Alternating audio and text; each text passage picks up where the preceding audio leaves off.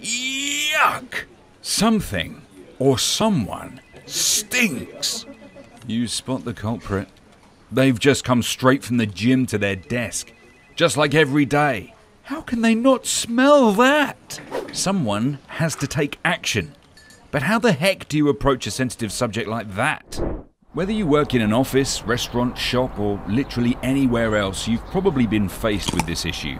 And if you haven't, well, this is awkward.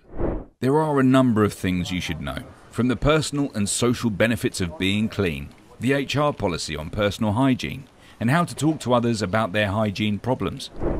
Time to step up. The workplace needs a hero like you.